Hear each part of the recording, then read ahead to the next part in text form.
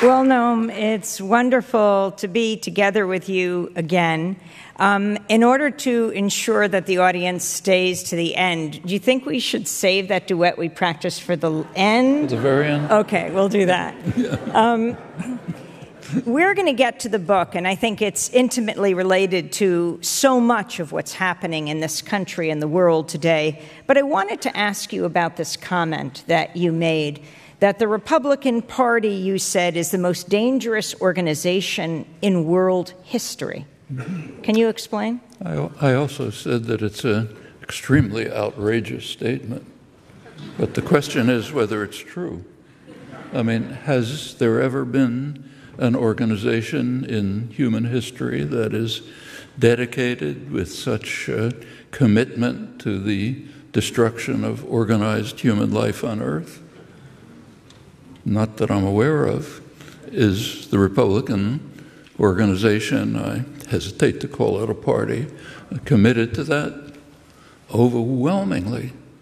There isn't even any question about it. Take a look at the last primary campaign.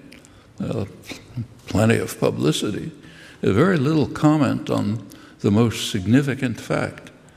Every single candidate either denied that what is happening, namely serious move towards environmental catastrophe, or there were a couple of moderates, so-called, Jeb Bush, who said, maybe it's happening, we really don't know, but it doesn't matter because fracking is working fine, so we can get more fossil fuels. Then there was the guy who was called the adult in the room, John Kasich, the one person who said, yes, it's true, global warming's going on, but it doesn't matter. He's the governor of Ohio. In Ohio, we're going to go on using coal for energy, and we're not going to apologize for it. So that's 100% commitment to racing towards disaster. Then take a look at what's happened since. The November 8th was the election. There was, as most of you know, I'm sure, a very important conference underway in Morocco, Marrakesh, Morocco. Almost roughly 200 countries at the United Nations-sponsored conference, which was the goal of which was to put some specific commitments into the verbal agreements that were reached at Paris in December 2015, the preceding international conference on global warming. The Paris conference did intend to reach a verifiable treaty, but they couldn't because of the most dangerous organization in human history. The Republican Congress would not accept any commitments. So therefore the world was left with verbal promises but no commitments. Well, last November 8th, they were going to try to carry that forward. On November 8th, in fact, there was a report by the World Meteorological Organization, very dire analysis of the state of the environment and the likely prospects. Also pointed out that we're coming perilously close to the tipping point which was the goal. The goal of the Paris negotiations was to keep things below that, coming very close to it, and other ominous predictions. At that point, the conference pretty much stopped because the news came in about the election.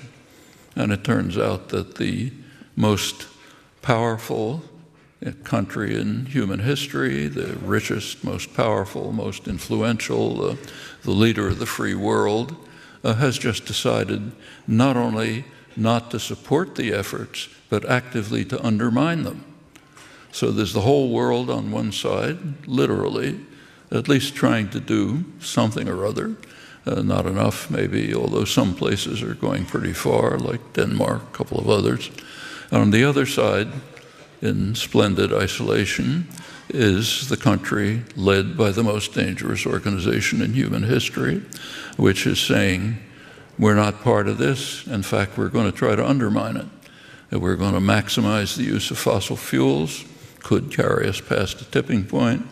we're not going to provide funding for, as committed in Paris, to developing countries that are trying to do something about the climate problems. We're going to dismantle regulations that retard the impact, the devastating impact of production of carbon dioxide and, in fact, other dangerous gases, methane, others. Okay, so the conference kind of pretty much came to a halt. The question, it continued, but the question was, can we salvage something from this wreckage? And pretty amazingly, the countries of the world were looking for salvation to a different country, China. Here we have a world looking for salvation to China, of all places, when the United States is the wrecking machine that's threatening destruction. With all three branches of government in the hands of the most dangerous organization in human history. And I don't have to go through what's happened since, but in general, the cabinet appointments are designed to assign to people whose commitment and beliefs are that it's necessary to destroy everything in their department that could be of any use to human beings and wouldn't just increase profits and power.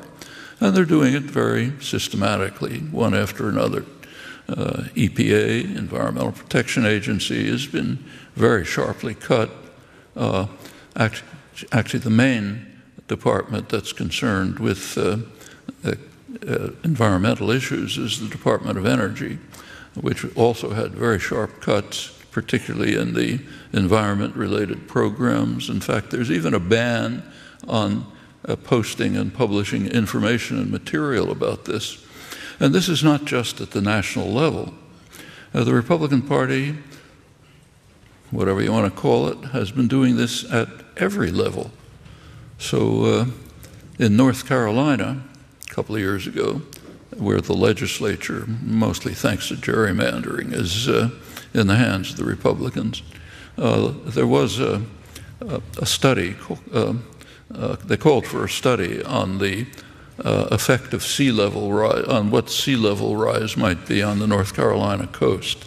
And there was a serious scientific study which predicted, I forget how many years, not a long time, about roughly a meter rise in sea level, which could be devastating to eastern North Carolina. And the legislature did react, namely by passing legislation to ban any actions or even discussion that might have to do with climate change. Actually, the best comment of this, I wish I could quote it verbatim, was by Stephen Colbert, who said, if you have a serious problem, the way to deal with it is to legislate that it doesn't exist. Problem solved. You know, this is going on all over the country, and it's not just it's not simply climate change. That's bad enough, but there's another huge specter that we're kind of trying to survive under, and that's nuclear war. That's a whole other story. Here, both the Obama administration and increasingly Trump are radically increasing that danger. The threat of the of the new developments is captured very effectively in the best simple monitor of the state of the world, established at the beginning of the nuclear age by the Bulletin of Atomic Scientists. I'm sure you all know about this, but the Bulletin of Atomic Scientists regularly brings together a group of scientists, political analysts, others, very serious people, to try to give some kind of estimate of what the situation of the world is. The question is, how close are we to termination of the species? And they have a clock, the doomsday clock. When it hits midnight, we're finished. End of the human species and much else. And the question every year is, how far is the minute hand from midnight? Well, at the beginning, in 1947, the beginning of the nuclear age, it was placed at 7 minutes to midnight. It's been moving up and back ever since. The closest it's come to midnight was 1953. 1953, the United States and Russia both exploded hydrogen bombs, which are extremely serious threat to survival. Intercontinental ballistic missiles were all being developed. This, in fact, was the first serious threat to the security of the United States. There's an interesting story behind that, but I'll put it aside unless there's time to talk about it. But then it came to 2 minutes to midnight, and it's been moving up and back since. 2 years ago, 2014, I think it was, the analysts took into account for the first time something that had been ignored, the fact that the nuclear age, the beginning of the nuclear age coincided with the beginning of a new geological epoch, the so-called Anthropocene. There's been some debate about the epoch in which human activity is drastically affecting the general environment. There's been debate about its inception, but the World Geological Organization has recently determined that it's about the same time as the beginning of the nuclear age. So we're in these two eras in which the possibility of human survival is very much at stake, and with us, everything else too, of course, most living things, which are already under very severe threat. Well, a couple of years ago, I think it was 2014, the bulletin began to take that into account and moved the minute hand up to 3 minutes to midnight, where it remained last year. About a week into Trump's term, the clock was moved again to 2.5 minutes to midnight. That's the closest it's been since 1953.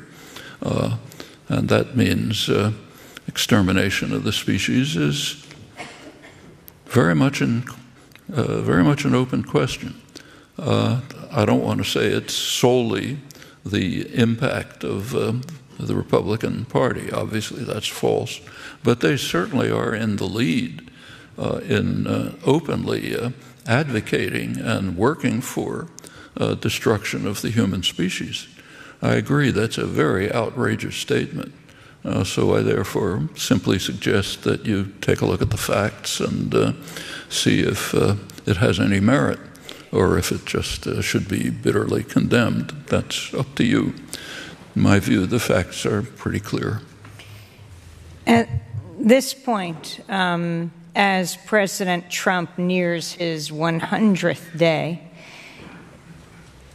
North Korea and Iran have been a major focus. Are you concerned that with the president at the lowest popularity rating, I think, in any president's history at this point, that he will focus abroad, as he has in the last few weeks, dropping the Moab, the mother of all bombs in Afghanistan, bombing the Syrian government, and yet focusing specifically on North Korea and Iran, and North Korea General McMaster, the National Security Advisor, saying tensions with North Korea are coming to a head. Do you think there is a possibility that the U.S. would attack North Korea? I mean, this administration is extremely unpredictable. Trump probably has no idea what he's going to do 5 minutes from now. So you can't really make predictions with much confidence, but I doubt it very much. The reason is very simple. An attack on North Korea would unleash, no matter what attack it is, even a nuclear attack, would unleash massive artillery bombardment of Seoul, which is the biggest city in South Korea right near the border, which would wipe it out, including plenty of American troops. I'm no technical expert, but as far as I read and can see, there's no defense against that. Furthermore, North Korea could retaliate against American bases in the region, where there's plenty of American soldiers and so on, also in Japan. They'd be devastated. North Korea would be finished, so would much of the region. But if attacked, presumably they would respond, very likely. In fact, the responses might be automatic. McMaster, at least, and Mattis understand this, how much influence they have, we don't know. So I think an attack is unlikely. But the real question is there a way of dealing with the problem? There are a lot of proposals, sanctions, a new missile defense system, which is a major threat to China. It'll increase tensions there, military threats of various kinds, sending an aircraft carrier, the Vinson, to North Korea, except by accident. It happened to be going in the opposite direction, but we'll forget that. But those are the proposals, that kind of proposals as to how to solve it. Actually, there's one proposal that's ignored. I mean, you see a mention of it now and then. It's a pretty simple proposal. Remember, the goal is to get North Korea to freeze its weapons systems, weapons and missile systems. So one proposal is to accept their offer to do that. Sounds simple. They've made a proposal, China and North Korea proposed to freeze the North Korean missile and nuclear weapons systems, and the U.S. instantly rejected it. And you can't blame that on Trump. Obama did the same thing a couple of years ago. Same offer was presented, I think it was 2015. The Obama administration instantly rejected it. And the reason is that it calls for a quid pro quo. It says, in return, the United States should put an end to threatening military maneuvers on North Korea's borders, which happen to include, under Trump, sending of nuclear-capable B-52s flying right near the border. Now, maybe Americans don't remember very well, but North Koreans have a memory of not too long ago when North Korea was absolutely flattened, literally, by American bombing. There was literally no targets left. And I really urge people who haven't done it to read the official American military histories, the Air Quarterly Review, the military histories describing this. They describe it very vividly and accurately. They say there just weren't any targets left. So what could we do? Well, we decided to attack the dams, the huge dams. That's a major war crime. People were hanged for it at Nuremberg, but put that aside.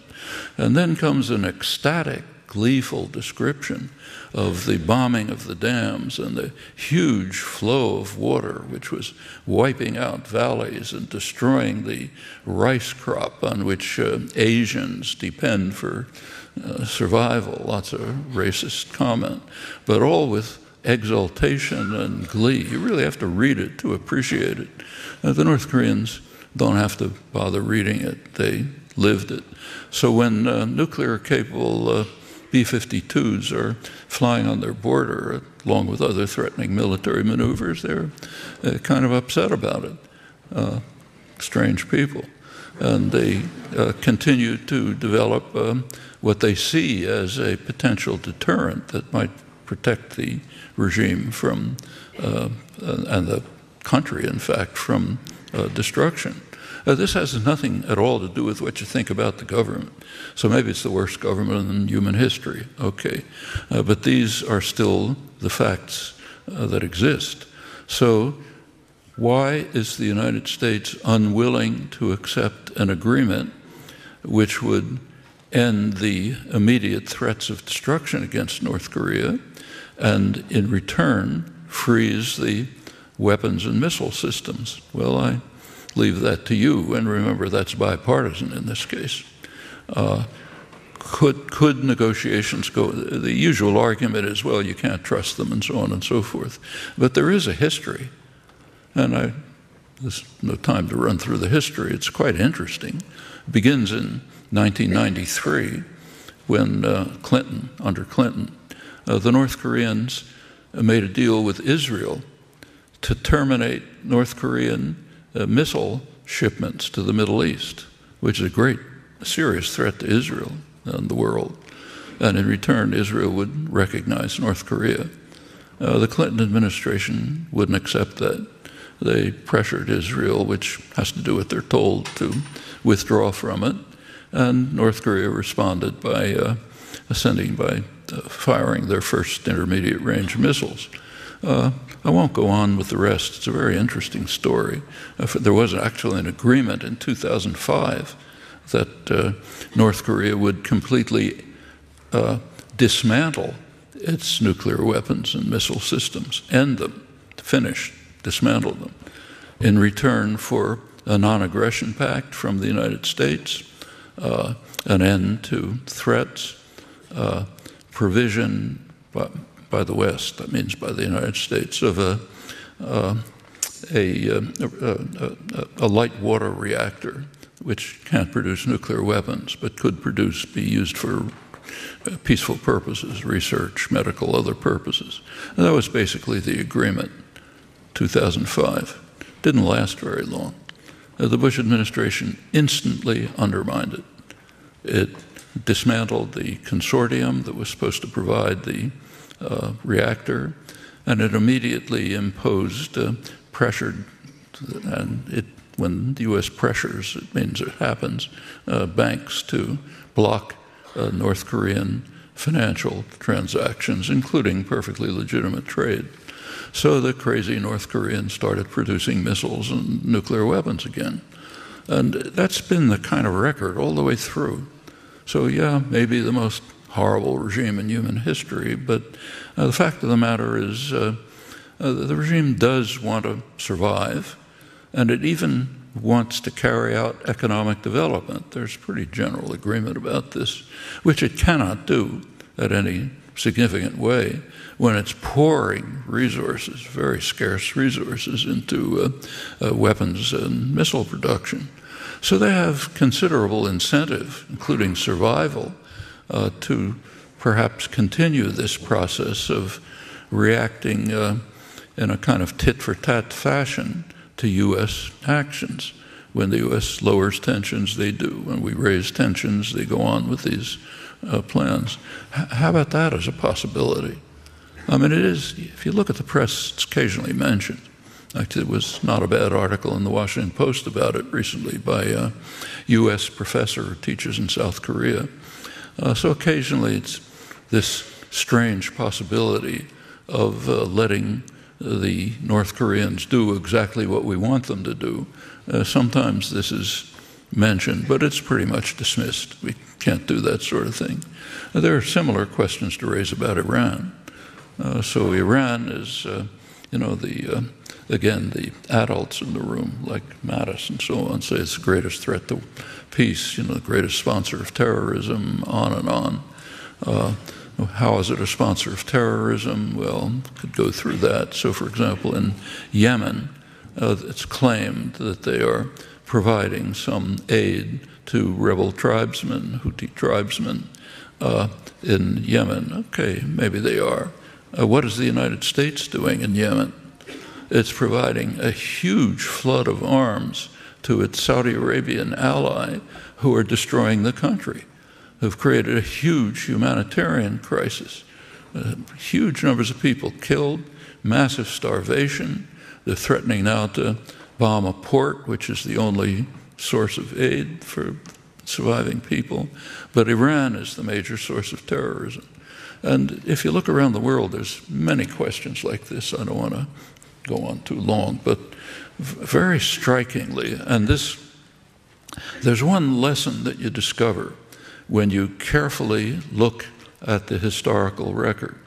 And what I just described about North Korea is pretty typical. Over and over again, there are possibilities of diplomacy and negotiation which might not succeed. You can't be sure if you don't try them, but which look pretty promising, which are abandoned, dismissed, literally without comment, in favor of increased force and violence. In fact, that's also the background for the 1953 moment when the clock moved to 2 minutes to midnight, and the U.S. faced the first serious threat to its security that, in fact, since probably the War of 1812, could have been avoided. There's pretty good evidence that it could have been avoided, but the possibility was literally not even considered. And case after case is like this. It's worth looking at the historical record from that perspective to ask whether that general comment has some validity. I think if you do, you'll find that it has considerable merit. I last interviewed you on April 4th, just a few weeks ago on Democracy Now! It was the 50th anniversary of Dr. King giving his Beyond Vietnam speech, why he opposed the war in Vietnam, where he called the U.S. the greatest purveyor of violence in the world. And I wanted to turn from North Korea and Iran to Syria. It was the day of the gas attack in Syria, so we didn't get to talk about it very much. And I'm wondering your thoughts on what you think happened and then the ensuing U.S. bombing that President Trump would later talk about, saying he was having chocolate cake with the Chinese president, very, very good chocolate cake, when they launched the Tomahawk missiles into Iraq, he said, and he was corrected by the interviewer, right, who said it was actually Syria. Bunch of ragheads, it's all about the same. But, well, there are some things we know for sure. There was a serious chemical weapons attack. Nobody doubts that. It's plausible that it was the Syrian government, which does raise some questions. It's not so obvious why the Assad regime would have carried out a chemical warfare attack at a moment when it's pretty much winning the war. And the worst danger it faces is that a counter force will enter to undermine its progress. So it does raise some questions. It also, even though maybe you can think up some reason why the Assad regime, which is a murderous, brutal regime, might have done it, there's even another question as to why the Russians would have allowed it. Remember, this is the air base is a joint Russian-Syrian base. Russia has plenty of clout in Syria. And for them, it's a total disaster. Now, they have global concerns, not just local concerns in Syria. So there are some concerns, and there are further concerns. There has been, the White House did put out a careful analysis, a justification, an intelligence report to explain and account for showing why they had absolute confidence that it was a Syrian government attack.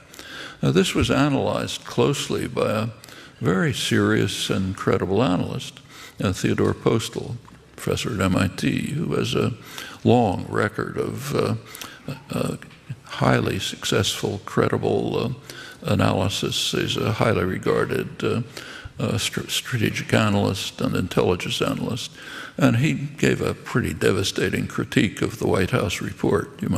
You can pick it up online and take a look at it. So there certainly are some questions. That Syria is capable of a monstrous act like that, the Syrian government, that much is not in doubt. But one question that arises is, before doing something, could you find out what happened? Okay? I mean, let's have an inquiry, take a look and see what in fact actually happened. There are plenty of cases where it looked as though things happened, but they didn't. And remember that reporting from Syria is extremely difficult. If reporters go into the rebel-held areas and don't do what they're told, get your head cut off. Patrick Coburn and others have written about this. You just can't seriously report from those areas. There are obvious questions when you're reporting from the government side. So the reporters there are very good reporters doing a serious, courageous job, but there's not much you can do. So we just don't know a lot. Well, those are the circumstances in which the 59 Tomahawk missiles were launched. That's pretty easy. It's easy to sit in Washington and push a button and say, go kill somebody. That's considered courage, man, we're macho, we're showing how strong we are. What did they actually do? Well, apparently the Tomahawk missiles were targeting a part of the airfield that doesn't seem to be used. And in fact, the next day, planes were taking off. And in fact, the village that was attacked by the chemical weapons has been even more heavily attacked by straight bombing from the Assad government after the 59 Tomahawk missiles. So whatever they were intended to do doesn't seem to have anything to do with Syria. I suspect that what they were intended to do was pretty much what you described, to shore up Trump's image, as I think it was Nikki Haley at the UN said, there's a new sheriff in town.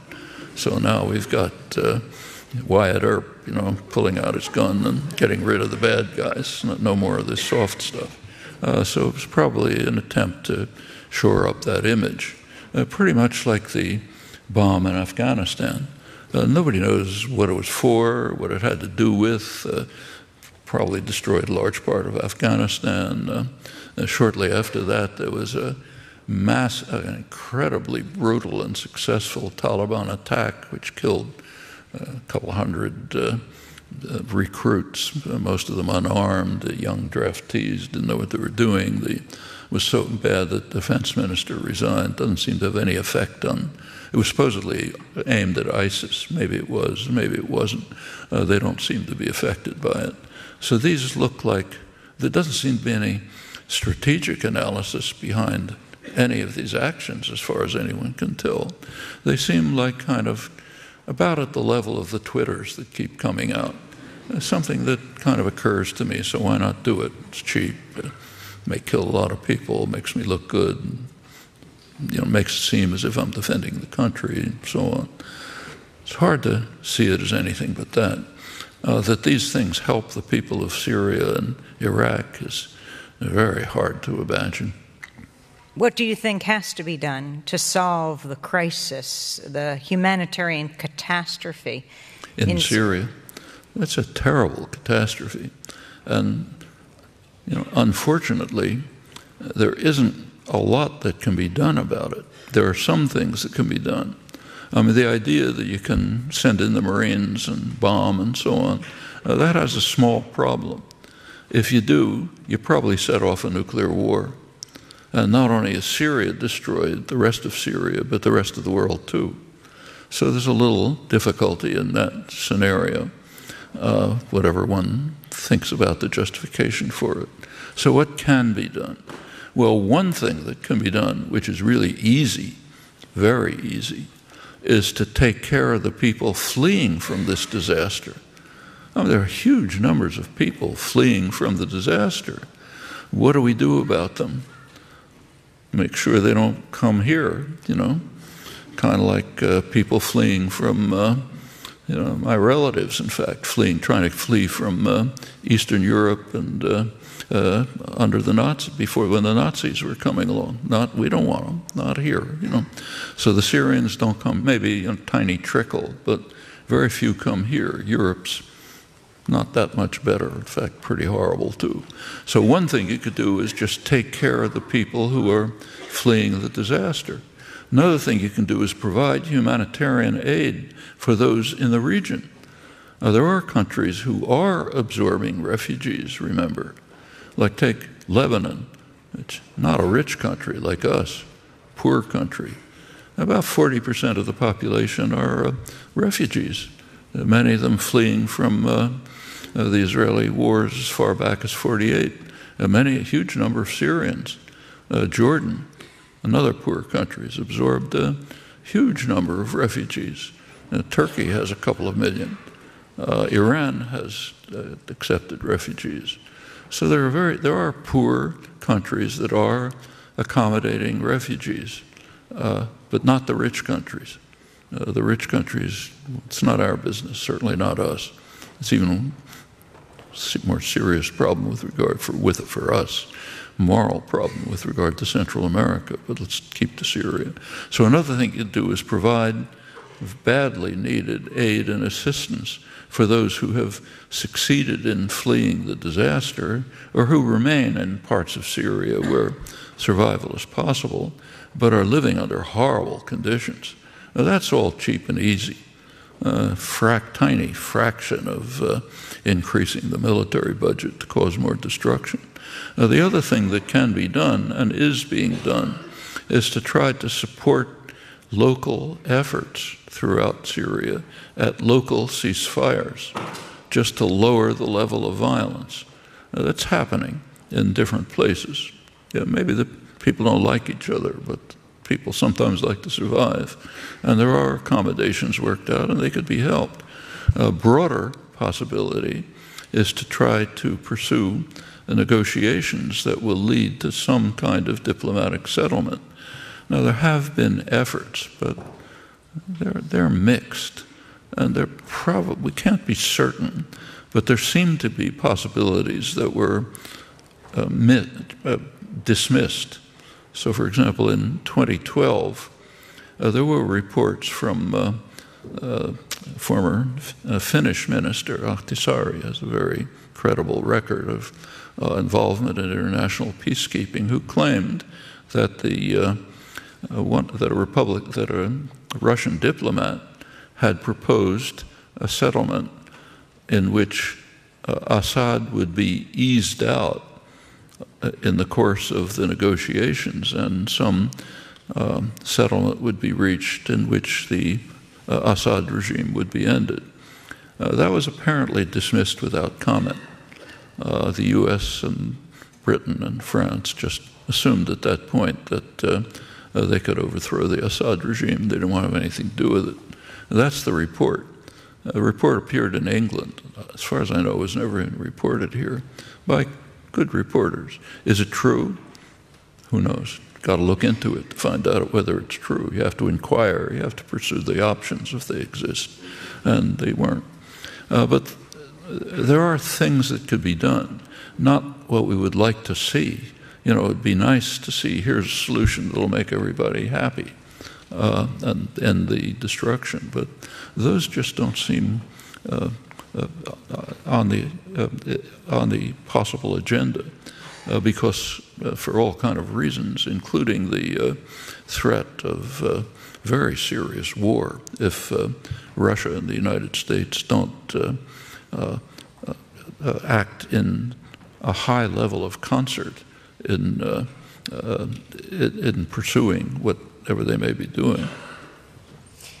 Noam, I wanted to, before we get to your book, your latest book, ask you about this latest development in the United States. The director of the Central Intelligence Agency gave his first major address, and he focused on WikiLeaks. And it looks like now the U.S. is preparing an arrest warrant for Julian Assange, who's been holed up in the Ecuadorian embassy in London for almost 5 years now. Pompeo calling WikiLeaks a hostile non-state intelligence service, calling Julian Assange himself a demon, and said he's not protected by the First Amendment. Your thoughts? Well, I think it speaks for itself. WikiLeaks has released lots of information that governments don't like. It's overwhelmingly information that citizens should have. It's information about what their governments are doing. And perfectly natural that systems of power don't want to be exposed. So they'll do what they can to prevent exposure. I think it's a disgraceful act. In fact, I think it's disgraceful even to keep Julian Assange holed up in the Ecuadorian embassy. I did visit him there once, but you can guess yourself. It's in many ways worse than imprisonment. At least if you're in prison, you can see other prisoners, and you can get out and look at the sunshine now and then. He's in a small apartment where you can't go out go to the balcony, but that's about it. The small basically a couple of rooms inside a small apartment. It's not a big embassy. The embassy is like a kind of an apartment in London, surrounded by police and so on. There's been no credible basis for any of this, and to go on to try to raise it to the level of criminal prosecutions, I think is, again, one of these efforts to look tough at home, and the kind of effort that a government would carry out that is dedicated to trying to protect itself from exposure of facts that citizens should have, but systems of power don't want them to have. I think that's the crucial issue. The suggestions are it has to do with his aiding and abetting perhaps Chelsea Manning and also Edward Snowden. Doing that with Edward Snowden, which he openly admits, while he's trapped in the Ecuadorian embassy. If the charge is true, he should be honored for it. Chelsea Manning and Edward Snowden are carried out heroic, courageous acts. They fulfilled the responsibility of somebody who takes citizenship seriously. That is, who believes that the people of a country ought to know something about what their government's up to. Okay? Like if their government is carrying out murderous, brutal attacks in Iraq, people should know about it. Takes us back to Martin Luther King's talk in 1967. If the government is, and corporations too, incidentally, are listening in to your telephone conversations and what you're doing, tapping this discussion and so on, we should know about it. Governments have no right to do things like that. And people should know about it. And if they think it's okay, fine, let them decide, not do it in secret. I think people wouldn't agree to it. That's why it's kept secret. Why else keep it secret, And these are people who exposed it at great risk to themselves. So those are heroic, courageous acts. If WikiLeaks was abetting them, more power to them. That's what they should be doing. I mean, President Trump endorsed WikiLeaks, right? He said, I love WikiLeaks during the campaign. When it was releasing things that he liked. Any system of power will do that. You release information that I like, it's great. But I don't want to be exposed. Speaking of entities that President Trump doesn't like, he calls the press the enemy of the American people, the enemy of the people. Can you assess, as the media assesses President Trump in his first 100 days, the media's behavior?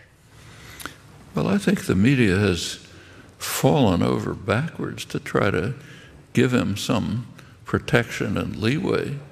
I mean, there are things that are so ludicrous and outrageous that a reporter simply can't keep from saying something about them.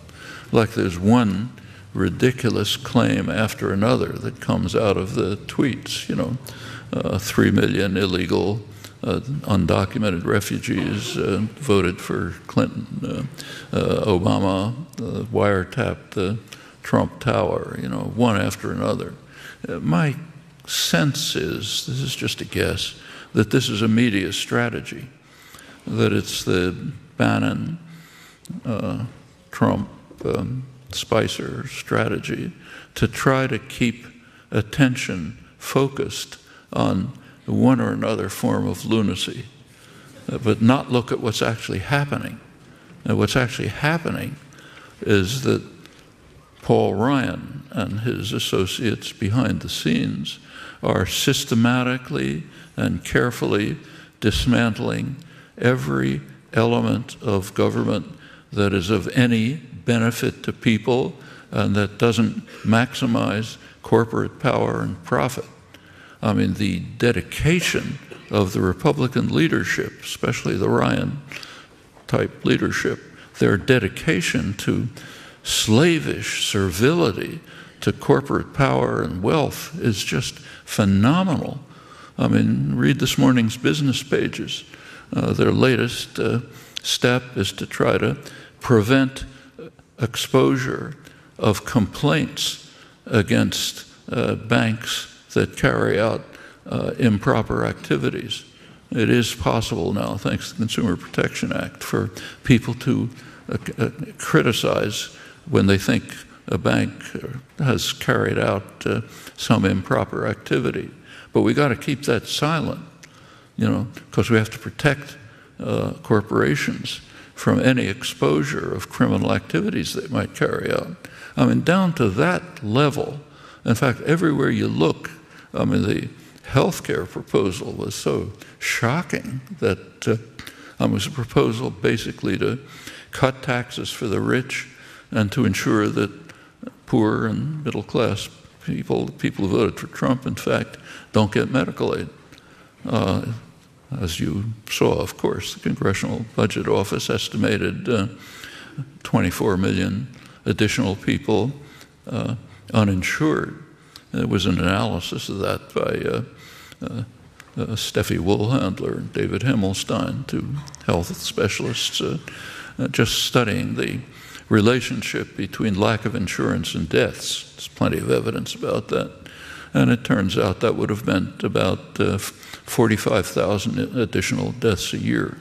Well, that's okay as long as you cut taxes for the rich. And step by step, that's what's happening behind the facade of Trumpisms and Spicer antics before the press. And the press is pretty much falling for it. That's what they focus on, not what's being carried out. There is, of course, criticism, mild criticism of outrageous lies, but I think that just plays the game. That's what the lies are for. Then you can yell about the liberal press that is trying to undermine us. It's all a kind of a desperate effort to keep a con game going. Trump does have a base, a voter base. He's kicking them in the face with abandon. And the idea is, how do you hold on to them while you're doing this? Not an easy trick. And this, I think, is part of the con. And there are people in the press who are pointing it out, Paul Krugman for one, but nothing like it should be. Which takes us to your latest book, Requiem for the American Dream, where you talk about the 10 principles of the concentration of power and wealth, how it's happening, what to watch out for. Well, credit for the 10 principles should go to the producers of the film.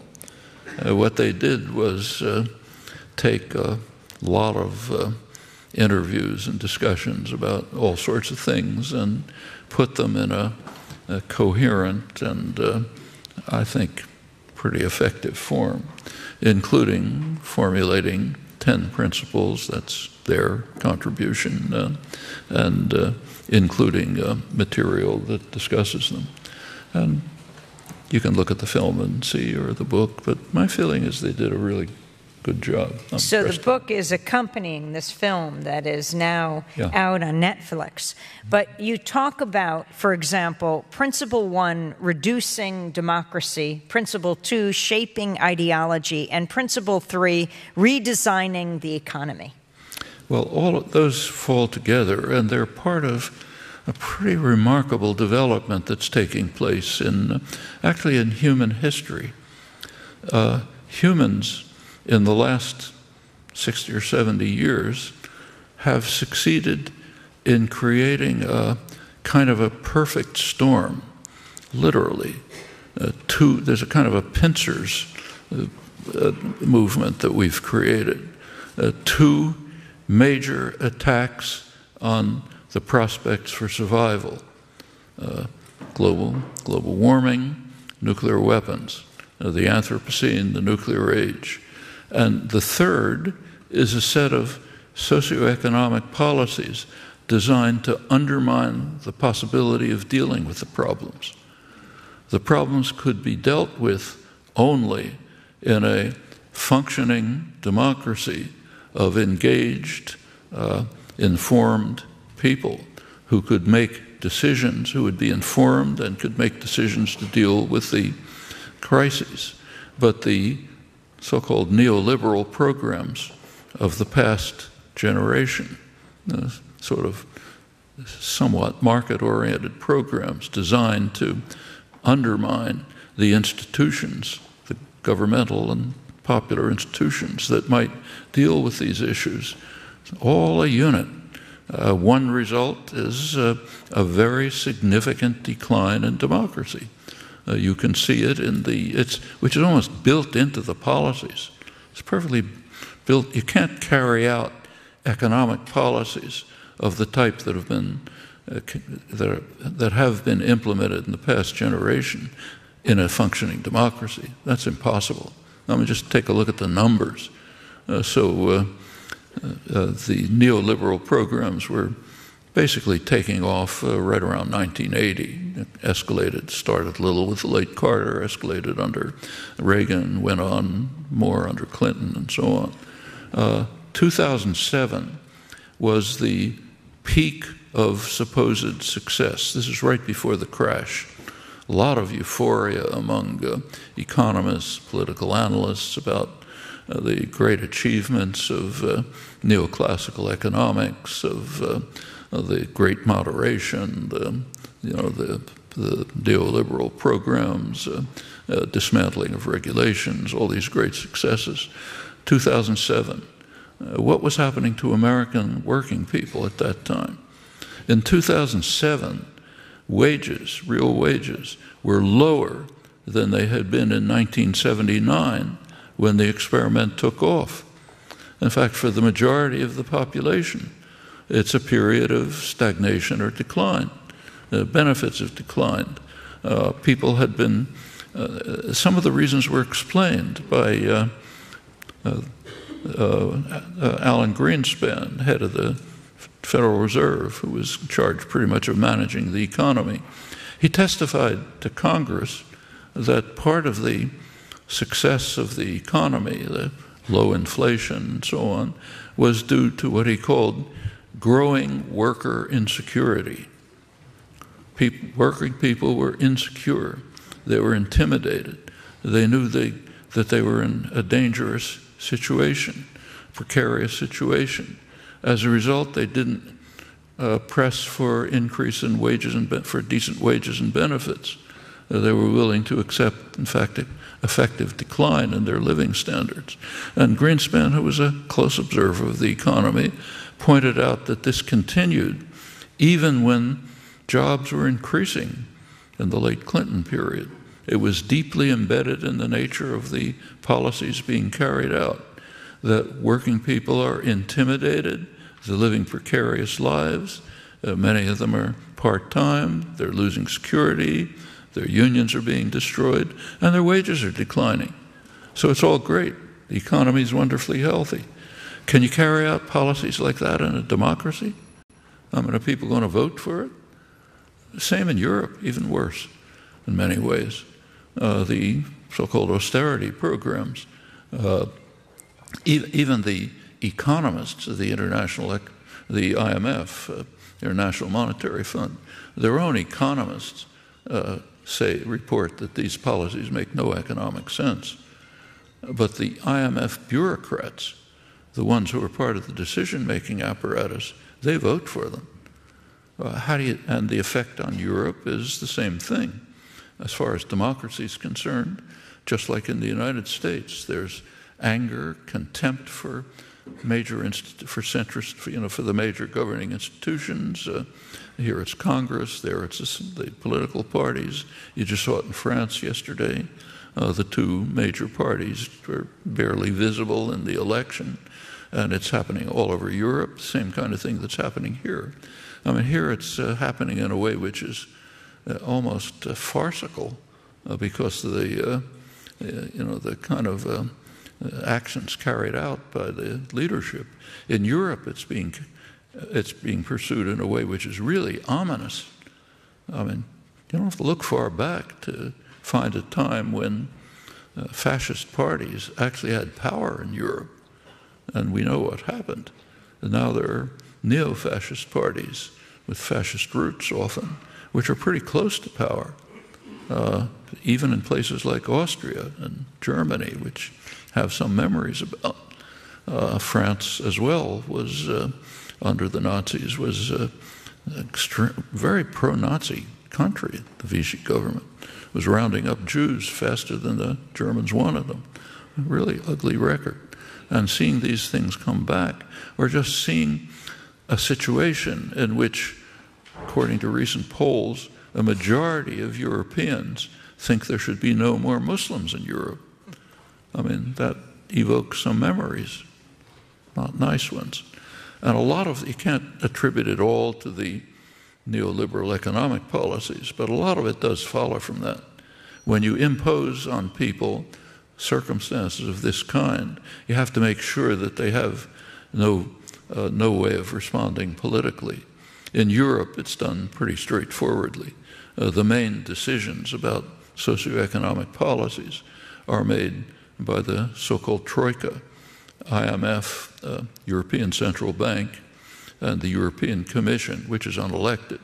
So 3 unelected bodies, they make the decisions. They do listen to voices, the voices of the northern banks, mostly German banks, and the people suffer. And they're angry, frightened, often reacting in dangerous ways. We see similar phenomena here. So to go back to the pincers movement, what's happened is we've created 2 huge threats to survival. We have systematically, not you and me, but the leadership has systematically created socioeconomic policies which have as a consequence, almost immediate consequence, the undermining of functioning democracy, the one thing that might deal with the disasters. Like I said, it's kind of perfect storm. Real credit to the human species to have contrived something like this. Principle 4 is shift the burden onto the poor and the middle classes. Principle 5, attack the solidarity of the people. 6, let special interests run the regulators. 7, engineer election results. 8, use fear and power of the state to keep the rabble in line. Is it necessary to comment? I think you're all familiar with it. 9 is manufacture consent, and principle 10 is marginalize the population. Yeah, in fact, that's exactly what's happening. And there's a reason for it. You cannot carry out the kinds of policies that have been developed in the last generation and have the population function democratically. In Europe, you can't get people to vote for policies which are undermining their lives, which are leaving especially younger people without any hopes of decent employment, which are driving people to precarious existences, which are undermining wages, reducing benefits. In England, right now, undermining, threatening what had been by far the world's most effective and efficient national health system. You can't get people to vote for things like this. So what you have to do is marginalize them in one way or another, turn them against each other, turn their anger against vulnerable people. That's a standard technique. Get people to, don't look at the people who are really doing this to you. Look at the ones who are more vulnerable.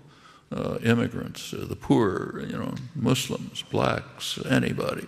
We're familiar with that too. There's not a slight history about it.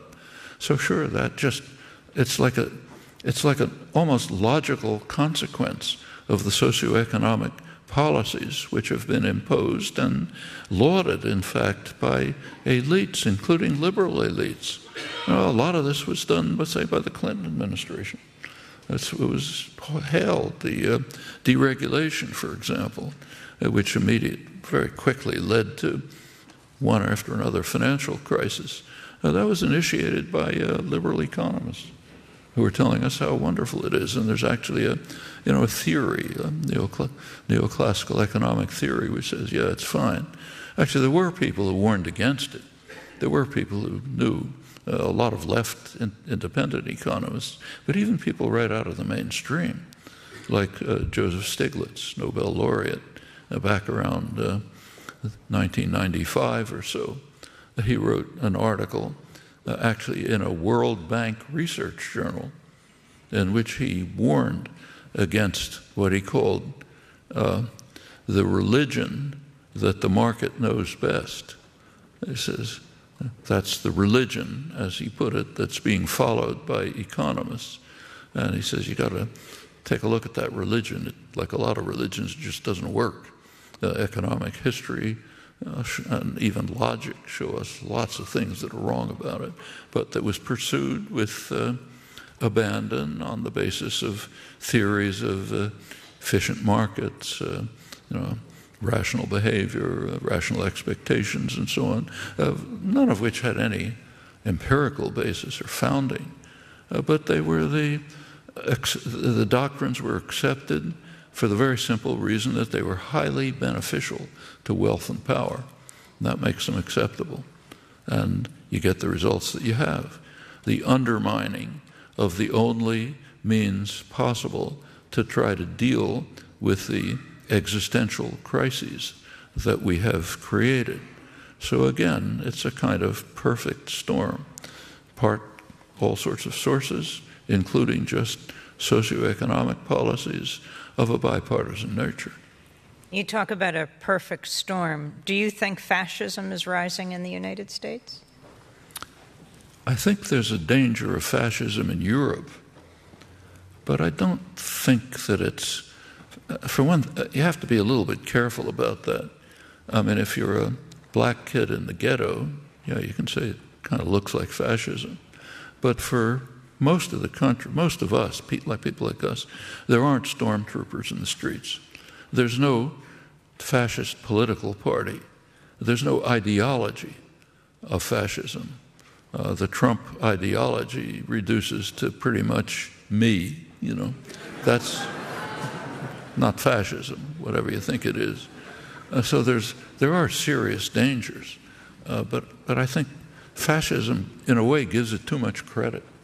It makes it look like more of a well-formulated ideology than it actually is. I think what we're seeing are the desperate efforts to try to hold together rising disasters for which the means have been undermined. And the resistance from the women's protests, massively larger than President Trump's inaugural crowd just the day after? You have to look at the tweet. To the protests just this week, from the March for Science on Earth Day on Saturday to the one that's coming up next Saturday, April 29th, another People's Climate March. The March for Science took place on every continent in the world. The People's Climate March promises to be much larger. Does this give you hope? Well, there's a lot of reasons for hope. First of all, there is enormous resistance, the kind of thing that's happened sometimes before, like in the early 80s, when there was huge public opposition, enormous public opposition to the dangerous increase in nuclear weapons development. And it had an effect. Like I mentioned at the Bulletin of Atomic Scientists a couple of years ago, doomsday clock went to 3 minutes to midnight. That's the closest it had been since 1984, when there was a major war threat with the increase in nuclear weapons threats. And it was significantly attenuated by popular action. And then, of course, there was the activism of the 60s and the 70s. It didn't end in the 60s by any means. So some of the most effective popular movements with the biggest impact on the society are really developed in the 70s, like the women's movement, the environmental movements, and so on. The seeds were in the 60s, but they weren't there yet. They were just barely beginning. All of that has really civilized the society, had lots of positive effects, and it goes on right to the present. So I think the most significant fact about the last election was not Trump's victory, which was very serious for the country and the world, but the astonishing success of Bernie Sanders' campaign. It's worth remembering that broke with over 100 years of U.S. political history. U.S. elections are pretty much bought. You can predict with remarkable precision electoral outcomes by looking at simple measures like campaign funding. There's very serious work on this. The main person, who many of you know, is Tom Ferguson, political scientist at UMass, done really good work on this. And it's very impressive work. You can almost predict the outcome of an electoral campaign, president, House, Senate, just by looking at campaign funding. And of course, that's a predictor of policy as well. And that's been well known, from way back among people who run campaigns. And by now, the evidence is overwhelming. So what did Sanders do? Had no corporate support, no support from the wealthy, no support from the media, which mostly either dismissed or denigrated him. Unknown person, nobody had ever heard of him. He was proposing what amount to New Deal policies. By contemporary U.S. standards, that's what he called, with some justice, a political revolution. Actually, the policies he proposed wouldn't have surprised Dwight Eisenhower. He favored similar policies by and large. In fact, he even said that anyone who doesn't accept New Deal programs just doesn't belong in our political system. He was a strong supporter of unions and so on. We've come quite a ways since then. But Sanders was a voice going back to the period when there was very rapid growth, egalitarian growth, the serious beginnings of an attack on some of the deep crimes of the country that go way back, like the racist crimes and others. Then came the 60s, the big civilizing effect, their consequences. Then a regression, the regression of the last 30, 40 years, the neoliberal programs and all their consequences. And then, but not ending activism by any means. There was plenty of activism on Central American solidarity movements, for example, which was quite effective. But Sanders broke with over a century of history. That's pretty serious, and it's having an effect. Fox News informed us, should thank them for that. They did a poll of popularity of political figures. How much do you like various political figures? One person was way in the lead, Bernie Sanders, far above anyone else, even higher among young people. Those are pretty serious achievements, and there's a lot to build on there. And in fact, out of the Sanders popular movement, there are developments growing, which I think are quite constructive and are coalescing and integrating with many other things that are happening. So there are plenty of grounds for hope, but we are in an extremely dangerous situation. It's not, some of it, let me, if there's a little time, just go on with something that isn't reported and is extremely serious. Last January, a week or so into the Trump term, the minute hand was moved to 2.5 minutes to midnight. But since then, we have learned things which I suspect would lead the same group of analysts to push it even closer to midnight. What did we learn? Not that you read about it in the press, but what did you learn if you looked at what's happening? Well, there was an extremely important article that appeared in the Bulletin of Atomic Scientists, which is the main scientific journal that deals with nuclear and other strategic issues. What it discussed was the nuclear modernization programs that were initiated by Obama and are being carried forward more under Trump.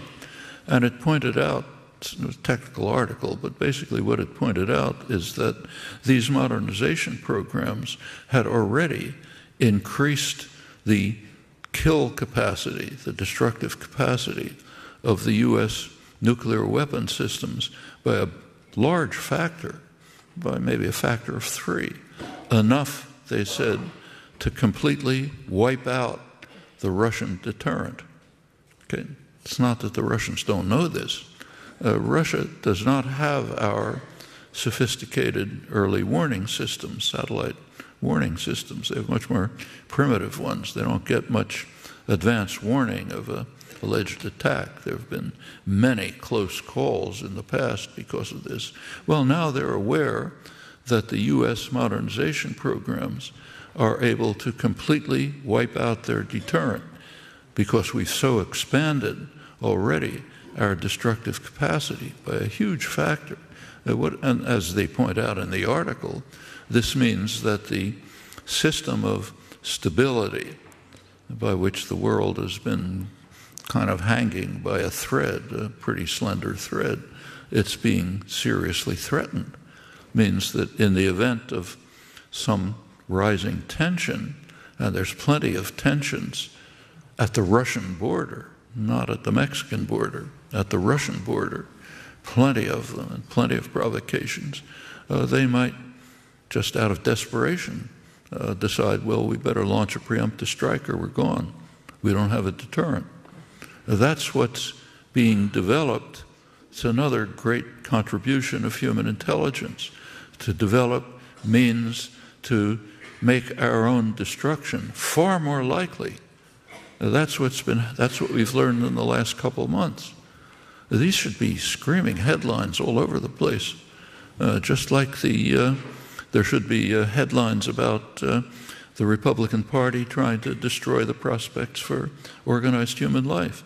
That's what journalism would be if it were concerned with bringing to people the things that are significant for people who live in a democratic society, who can make decisions about how to deal with the problems they face in their lives. Almost nothing about it. It's not a secret. It's not classified. You can find out about it. It's a free country in that respect, an important respect. You should respect and honor that. But these are the things that are happening right now. And it means that the sledgehammers that we've constructed in our brilliance to threaten our survival are getting far more dangerous, while the political mechanisms that might lead to a sensible reaction are being destroyed. And we see the impact in the rise of anger, contempt for institutions, irrational reactions, the kinds of things, scapegoating, things that are pretty dangerous. We've, again, constructed a remarkable perfect storm. Well, we have time for a few questions, maybe 5 or at the most 6 questions, and if you can keep them very brief. Ashley is coming to the mic to organize it. We have more limited time than we thought, so we're going to take about 1 or 2 questions, if that's okay with everyone. Thank you.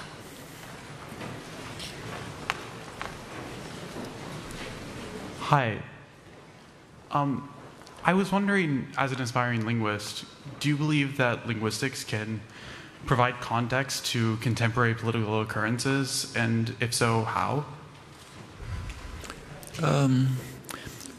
I think linguistics can make a great many contributions, but in another domain. It can help us understand the unique human capacity that is the fundamental property that separates us from the rest of the animal world, our ability to do things like we're doing right now. Where does that come from? We're the only animal that can do anything remotely like this. And it's the source of creative activities. If you look at the evolutionary record, the real outburst of creative activity appears to be associated with the emergence of language. And you can learn a lot about these aspects of human nature and human creativity and so on.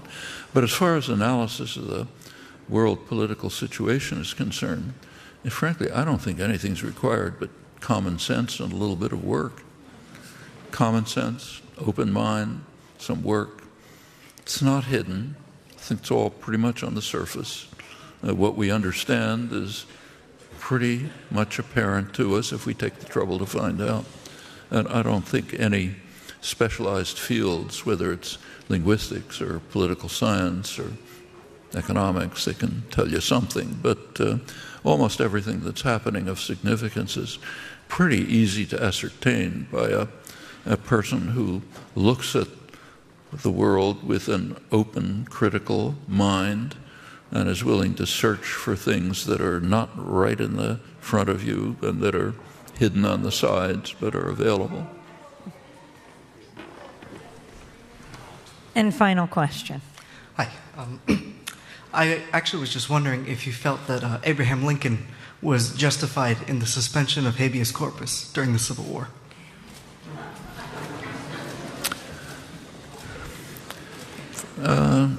It's not a trivial question. A lot was at stake. But my own feeling is that it was an act of state that was not justified.